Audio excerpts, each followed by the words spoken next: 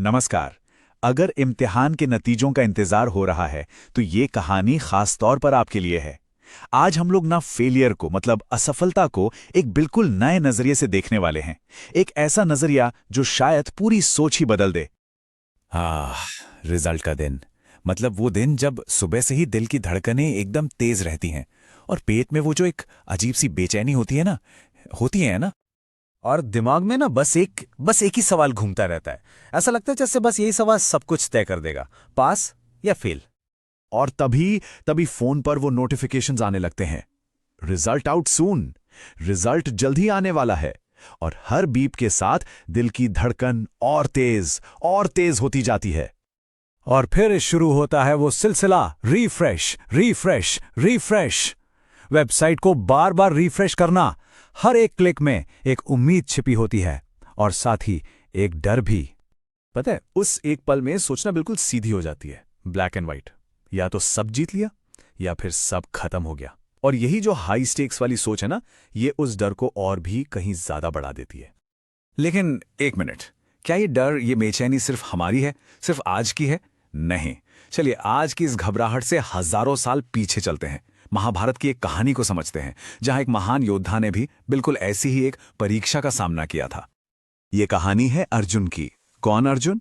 गुरु द्रोणाचार्य के सबसे होनहार, सबसे प्रिय शिष्य। हर कोई यही कहता था, भाई अर्जुन जैसा तो कोई है ही नहीं। उसकी एकाग्रता, उसका आत्मविश्वास, सब कुछ मतलब एकदम बेमिसाल था। और वो खुद भी यही मानता था कि वो दुनिया का सबसे बड़ा धनुर्धर है। लेकिन फिर एक दिन अर्जुन का ये पूरा का पूरा विश्वास हिल गया। उसे पता चला एकलव्य के बारे में, एक ऐसा धनुर्धर जिसने गुरु की सिर्फ मिट्टी की मूर्ति बनाकर खुद से अभ्यास किया था। और उसका निशाना अर्जुन से भी बेहतर था।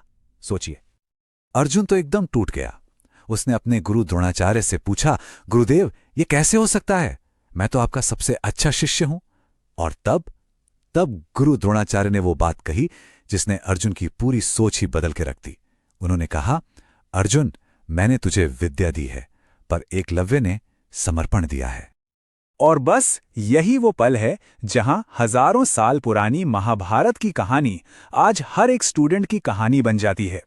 अर्जुन का वो संघर्ष आज के किसी भी छात्र के उस पल से सीधा सीधा जुड़ता है जब वो एक निराशाजनक रिजल्ट का सामना करता है। जरा यहां देखिए, एक तरफ है अर्जुन जो सोच रहा है मैं तो सबसे अच्छा था, फिर ये कैसे हो गया। और दूसरी तरफ है आज का एक छात्र जो सोच रहा है शायद मुझसे कभी नहीं हो पाएगा।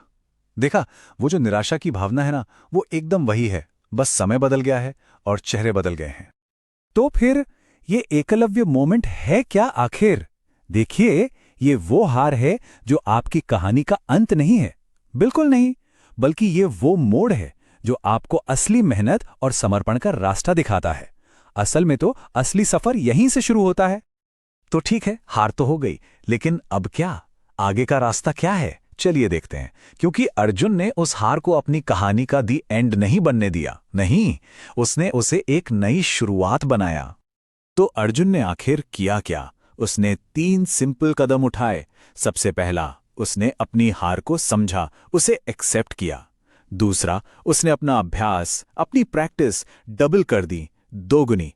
और तीसरा, वो वही महान धनुर्धर बना जिसे आज पूरी दुनिया जानती है। तो सबसे बड़ी सीख क्या है? सबसे अहम बात यह है कि जीत आखिर में उन्हीं की होती है जो हारने के बाद अपना धनुष नीचे नहीं रखते। असली कामयाबी का राज पता है, इसी जिद में छिपा है। और अब आते हैं सबसे जरूरी हिस्से पर। अगर रिजल्ट वैसा नहीं आता जैसा सोचा था, तो बस एक बात याद रखनी है, ये अंत नहीं है। नहीं, कहानी अभी बाकी है। सोचिए, आपने बहुत मेहनत की, पर स्क्रीन पर वो एक शब्द आ गया जिससे हर स्टूडेंट डरता है, फेल्ड, है ना? उस एक पल में ऐसा लगता है जैसे सब कुछ रुक सा गया है। लेकिन क्या हो अगर हम इस एक शब्द को एक अलग ही नजरिए से देखें? फेल्ड को ऐसे देखें, फर्स्ट अटेम्प्ट इन लर्निंग, मतलब सीखने की पहली कोशिश। ये अंत नहीं है, ये तो एक असली शुरुआत है। और देखिए, इतिहास गवाह है इस बात का। भगवान राम को वनवास मिला, लेकिन वही तो उनकी जीत की पहली सीढ़ी बना। अर्जुन को एक हार का सामना करना पड़ा, लेकिन वही उसकी महानता का रास्ता बनी। और ठीक इसी तरह किसी भी छात्र के लिए एक फेल का रिजल्ट एक शानदार कमबैक की, एक सच्ची वापसी की शुरुआत हो सकता है। तो बस जब भी रिजल्ट आए, चाहे जैसा भी हो, बस एक बात याद रखनी है, कहानी अभी खत्म नहीं हुई है। असली सवाल तो ये है कि क्या आपका धनुष अगले प्रयास के लिए तैयार है?